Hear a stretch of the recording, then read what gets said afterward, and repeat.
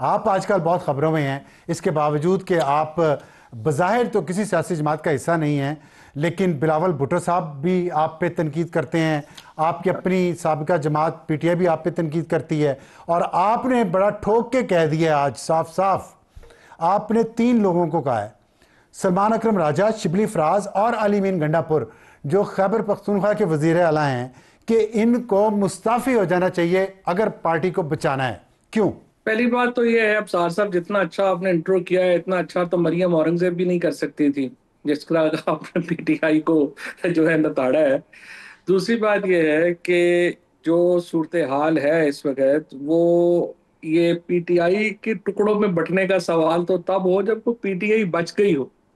फिलहाल तो देखिए, जो हुक्मरान ने उन्हें जो साहिबान इख्तियार थे, उन्होंने पीटीआई को तो 9 मई के बाद वैसे ही तोड़ फोड़ दिया, कोई काडर जो है सारा खत्म ही कर दिया। तो अब तो इमरान खान है और नीचे लोग हैं, दरमियान में पार्टी तो उस तरह से एग्जिस्ट नहीं करती। अलबत्ता ये जरूर है कि ठीक। जिन लोगों को खान साहब ने सिलेक्ट किया था कि वो ये इस बहरानी कैफियत में कोई जो है किरदार अदा कर सकें, उनका जो मेन जो थ्योरी है, मैंने खान साहब को पिछले महीने 3 दफा मिला हूं, और मैंने उनको यही अर्ज किया है कि देखिए, ये लोग आप देख लें, 2 साल आपने इनको दिए हैं, 2.5 साल आप हो गए हैं, आप इनको और आजमा लें। ये डिलीवर नहीं कर सकेंगे, क्योंकि ये पॉलिटिकल नॉविसेस हैं, इनको कोई पता ही नहीं है। किसी की 6 महीने की सियासत है, किसी की 12 महीने की सियासत है। अली अमीन गंडापुर साहब ने, मैं समझता हूँ कि 2 साल इस वादे के ऊपर वो आए थे कि इमरान खान को वो रिलीज कराएंगे। अब वजूहात कई हो सकती हैं उनकी, वो उनकी अपनी भी एक बड़ी लॉजिकल वजूहात होंगी, बट फैक्ट इज कि वो अपना वादा आवाम से किया हुआ पूरा नहीं कर सके, इमरान खान को रिलीज नहीं करा सके। ठीक। लिहाजा उनको भी ठीक। अपनी जिम्मेदारी महसूस करते हुए रिजाइन कर देना चाहिए।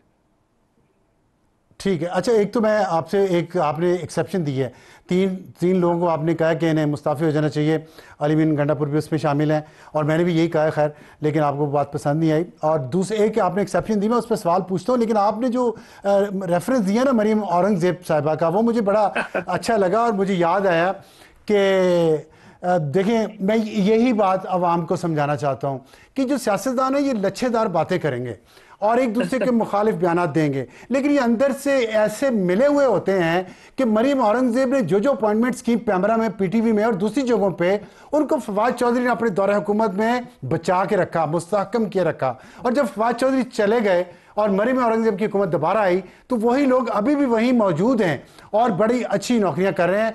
तो इस तरह सियासतदान चाहे मुखालिफ हों एक दूसरे के, लेकिन टीवी के सामने आके वो दूसरे की क्रेडिबिलिटी को चैलेंज करने की कोशिश करेंगे, सिर्फ अपने मफादात बचाने के लिए। चलें आगे बढ़ते हैं। तो बैरिस्टर गौहर को क्यों नहीं आपने कहा मुस्ताफी होने को? वो चेयरमैन है पीटीआई के, वो भी नहीं, जिम्मेदार वो हैं इन इसे तमाम बातों के जो आपने कहा है। नहीं, वो इसलिए कि चेयरमैन जो है ना, वो इलेक्टेड चेयरमैन है। अगर वो रिजाइन करते हैं तो फिर पार्टी के कॉन्स्टिट्यूशनल इश्यूज जो है वो क्रिएट होंगे। तो इसलिए गौहर जो है वो बेशक रह जाएंगे, लेकिन वैसे भी गौहर की सुन कौन रहा है? जो इस वक्त जिनकी सुनी जा रही लेकिन है उनके, मेनली तो सलमान राजा है, उसके बाद ये शिबली फराज ये हैं। आप कैसे कह सकते हैं? ये किस बुनियाद पे आप कह रहे हैं? क्योंकि हमने तो नहीं, देखा और कि जब पंजाब की सदर को तब्दील किया गया, फिर उनको वापस कोऑर्डिनेटर उसको बनाया गया, उसके बाद शोर पड़ा, तो सलमान अकरम राजा की बात तो नहीं सुनी गई, उनकी नहीं, मर्जी के वो तो खिलाफ हुआ। बात ही इतनी गलत थी ना कि खातून कोई परफॉर्म कर रही थी, आलिया हमजा, तो वो उन्हीं के पीछे पड़ गए। वो तो देखिए, मैं तो बड़ा वहां पे, जब भी मैं जाता हूँ जेल में खान साहब से, क्योंकि हम को एक्यूज है, तो वहां पे यही माहौल होता है। ये मैंने तो शिबली साहब से, सलमान राजा साहब हर वक्त इसको निकाल दें, उसको निकाल दें, इन्होंने शेर अफजल मरवत को निकलवा के बिल्कुल गलत फैसला किया। अब वो खामखा इतनी ज्यादा मीडिया स्पेस लेते हैं, रोज इनके खिलाफ बातें करते हैं, पार्टी के खिलाफ बातें करते हैं। उन्होंने फिर जो है 23 एमएनए की लिस्ट दे दी कि इनको निकाल दें। वो तो मैंने खान साहब को कहा कि अगर आप सारे एमएनए निकाल देंगे, पार्लिमानी पार्टी पीछे क्या बचेगी? 4 सेनेटर्स को इन्होंने, शिबली साहब ने कह ठीक। दिया कि इनको भी निकाल दें। तो देखिए, इस वक्त इनको एहसास नहीं है कि पार्टी के अंदर लोगों को निकालने का टाइम नहीं है। इस वक्त पार्टी के अंदर लोगों को आने लेने लाने की कोशिश होनी चाहिए, मिन्नत तरले करने चाहिए। ताकि पार्टी, ये पॉलिटिकल पार्टी है, कोई एनजीओ या कोई सरकारी इदारा तो नहीं है कि ठीक है। जिसको आप नौकरी से बर्खास्त कर देंगे। हाँ, अच्छा एक बात मुझे बताइएगा, आप कुछ अर्सा पहले तक एक बात मुसलसल अभी भी खैर कह रहे हैं, मुसलसल कहते थे कि ये जो वकीलों का ग्रुप है ये सियासतदान तो है नहीं, इन्हें सियासत का पता नहीं, इन्होंने एक सियासी जमात को तबाह कर दिया। और आपने अली अमीन गंडापुर को डिफेंड किया कि नहीं वो वज़ीर आला रहना चाहिए। अब आज आके आपका मौक़िफ़ अली अमीन गंडापुर पे क्यों बदला है, इसकी क्या वजूहत हैं? देखिए ना, अली अमीन अनफॉर्चुनेटली उन्होंने इतनी अपनी मुखालफत और कंट्रोवर्सी क्रिएट कर दी है असम्बली के अंदर भी और बाहर भी कि वो रह नहीं सकेंगे। देखिए, अगर मेरे वो भाई हैं, मेरा बड़ा उनका एहतराम है, बहुत प्यार है, and I like him so much. लेकिन देखिए, सच्ची बात यह है कि अब ये जो कल का फैसला आया है, इसके बाद जो नंबर गेम है, सिर्फ 35-40 लोगों की जरूरत है। मौलाना फजलुर रहमान साहब से मैंने अली को मशवरा दिया था, आप अपने ताल्लुकात बेहतर कर लें, उन्होंने वो भी नहीं किया। अब ठीक। मौलाना का जो मुखालफत है ना, वो पीटीआई से नहीं है, मौलाना की मुखालफत अली अमीन से है। अब मौलाना जो है वो इनके साथ मिलके पीटीआई के लोगों के साथ उन्होंने वैसे ही अली अमीन को जो है फारिग कर देना है।